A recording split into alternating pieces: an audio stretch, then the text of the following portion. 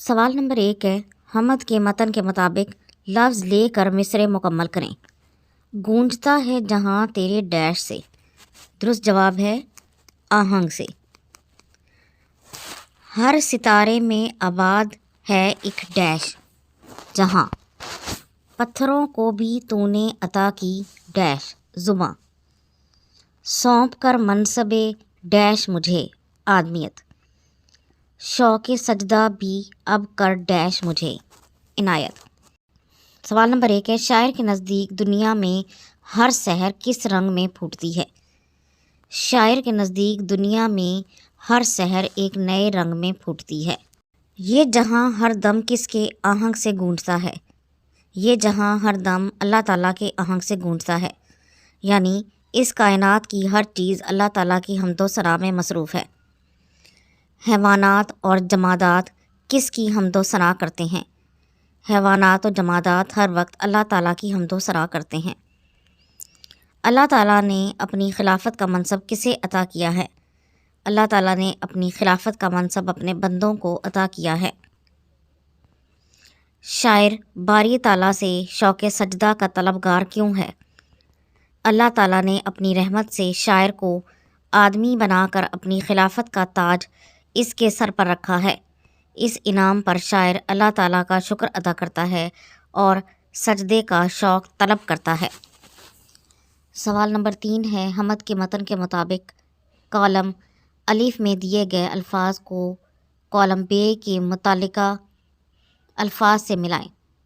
سینہ سنگ، زمین فلک، سبزہ گل، چاند سورج، منصب آدمیت، شوق سجدہ۔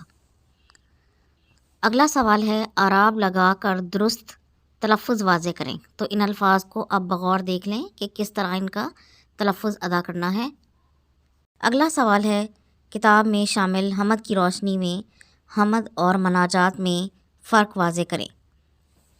حمد اور مناجات میں فرق یہ ہے کہ حمد میں اللہ تعالیٰ کی تعریف اور بڑائی بیان کی جاتی ہے، جبکہ مناجات میں اللہ تعالیٰ سے کچھ طلب کیا جاتا ہے۔ مثلاً حمد کے یہ اشعار دیکھیں، ہر ستارے میں آباد ہے ایک جہاں، چاند سورج تیری روشنی کے نشاں، پتھروں کو بھی تو نے عطا کی زباں، جانور آدمی کر رہے ہیں سبھی، تیری حمد و ثنا اے خدا اے خدا۔